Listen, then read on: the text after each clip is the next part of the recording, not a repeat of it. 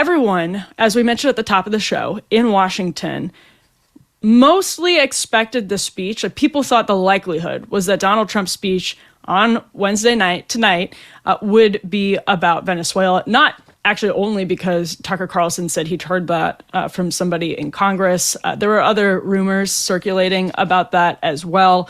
And it wasn't a bad guess, all things considered, because the buildup, the armada that Trump mentioned, the blockade basically that Trump announced on, it was Tuesday night, the buildup is really, really significant. And there are all kinds of tricky political calculations to be discussed on the foreign policy front, and particularly on the Venezuela front. And we might get into that a little bit, but I actually wanted to talk just a bit about the substance of the decision to potentially get into a kinetic conflict with the Venezuelan government, to get into a war, a hot war with the Venezuelan government. You can probably tell that I already believe the boat strikes have been mismanaged and wrong. Like, I think they've been legally, probably our war powers are so broad that if they're using the AUMF to defend these strikes, because terrorism covers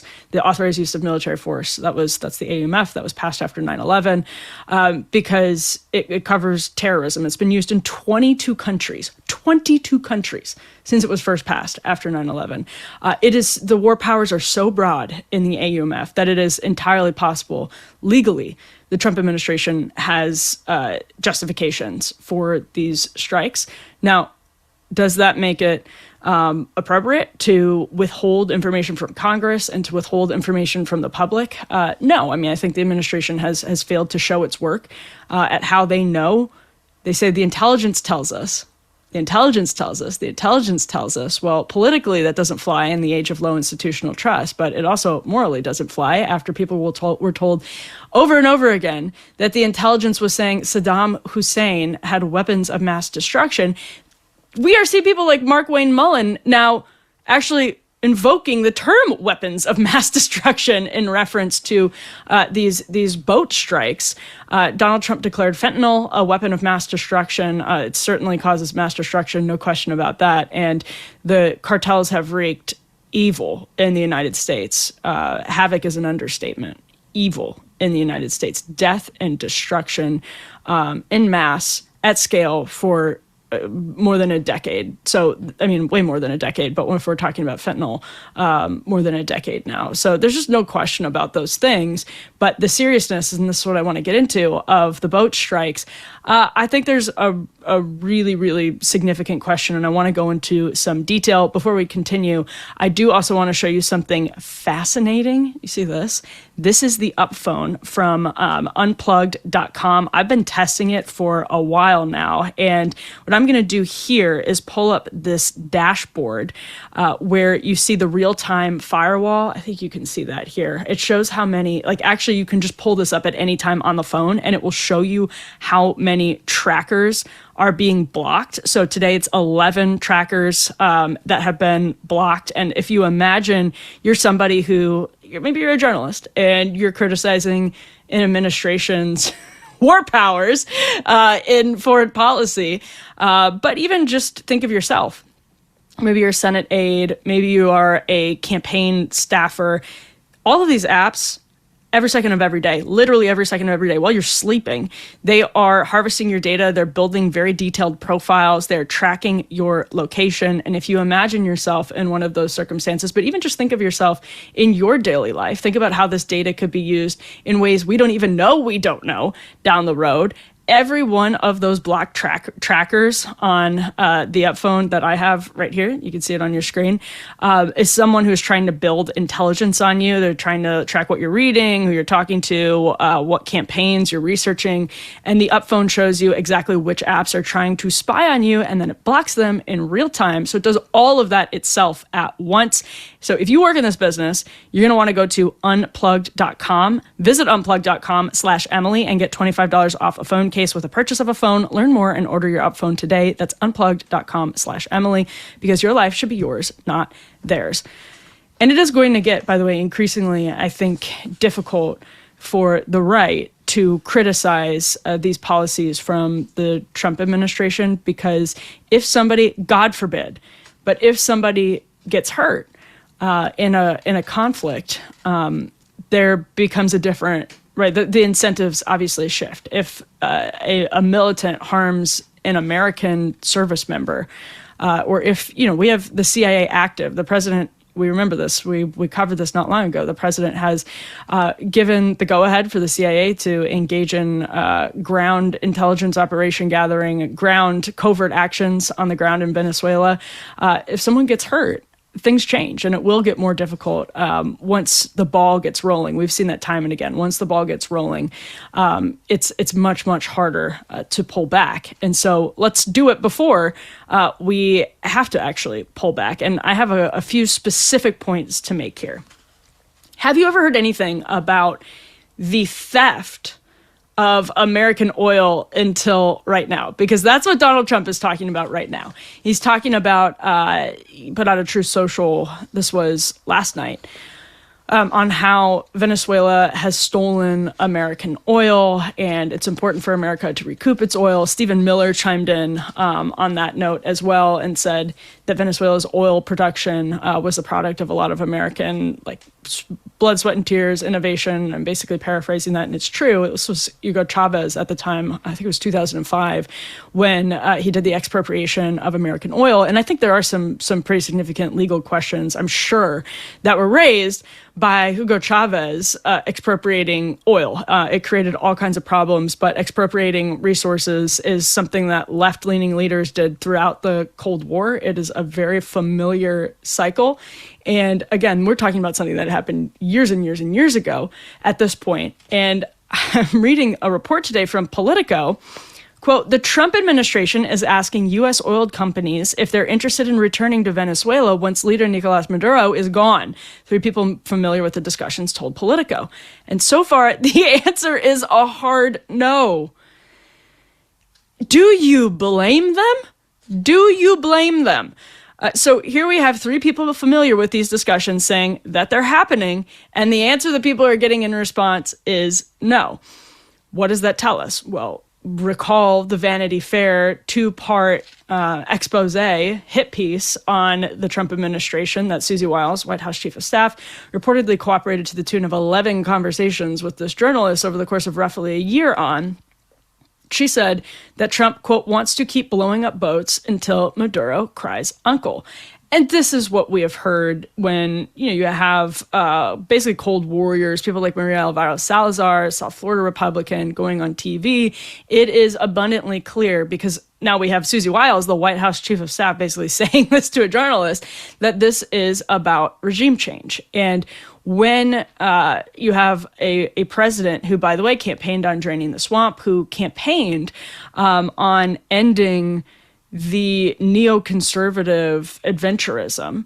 I'm not saying these two things are necessarily mutually exclusive. I'll get to that in a moment. What I am saying is that he is borrowing the exact same tactics, which is building a case based on kernels, but selling hyperbole, selling this war, this potential war to the American public, or this attempted regime change to the American public, with enormous hyperbole. And I think, frankly, that's dishonest. I think it's really dangerous. Did Donald Trump campaign on the theft of American oil in Venezuela? Did he make that a serious issue in the campaign? Because nothing has changed when it comes to Venezuela and American oil in the last year. Nothing substantial has changed. We are talking about a theft of many, many, many years ago at this point. So he didn't campaign on it. It's suddenly being invoked. What does that tell you? Is that enough? Is that important enough for Americans to die for? Years old expropriation of American oil companies. And by the way, the petroleum industry in Venezuela goes back to the 1920s. They built a petrostate off of it. That was an oligopoly. And it wasn't just American companies. But the expropriation process, I think, is at the time was and continues to be questionable. Did Donald Trump campaign on it? Did he tell you that he thinks this was such an important issue that American service members should risk their lives should risk their lives going to war over the theft of American oil. No, that's not what this is about. And what he should say, if it's about regime change, to quote his chief of staff, blowing up boats until Maduro cries uncle, if that's what this is about, he should say that. He should say, I think it's worth it for American service members to risk their lives in order for me to get Maduro to cry uncle. Say that. Say that. Go to Congress, authorize the conflict in a way that's also honest and moral. Don't rely on the AUMF. Do it the right way. Be honest with the American public.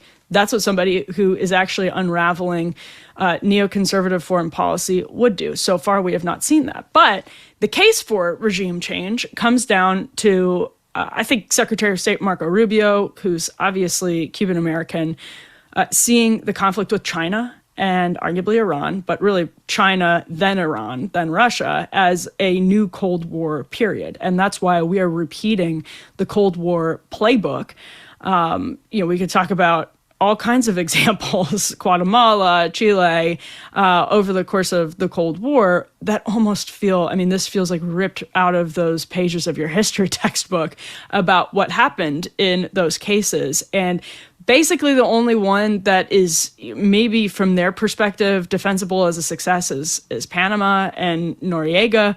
You can still debate that, but it's pretty clear that interventions in places over the course of the Cold War didn't create total stability, and it didn't. Communism was not defeated in these conflicts in South and Central America, in these proxy wars in South and Central America over the course of the Cold War. And often, what happened? There's literally a Sandinista in power.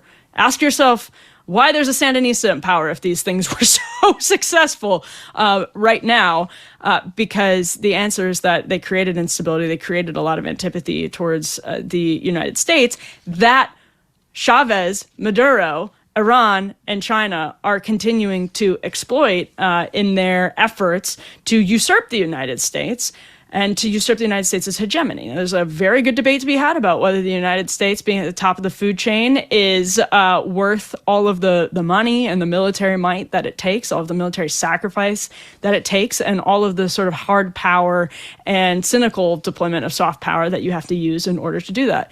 But that's not what I'm going to talk about here. I'm talking about how Marco Rubio and maybe Donald Trump himself, but people inside of the administration really believe that because, for example, Iran has agricultural land in Venezuela. They have cooperated closely with Venezuela. China has been allied with Venezuela, has been putting out statements in support of Venezuela against any type of encroachment by the United States. And so you get into the situation where it's like with the Cuban Missile Crisis. There's a serious, it's the same thing with Cuba. There's a serious problem if you do have nuclear capacity off the shores of South Florida. There's a serious problem if you have China and Iran at some point wanting to do significant harm to the United States and getting this toehold in Venezuela that allows them to topple other dominoes in the region. You can see the logic. You can understand the logic of all of this. But the question that I'm raising here is, does anybody think that American lives right now are worth sacrificing to prevent all of those downstream potentialities?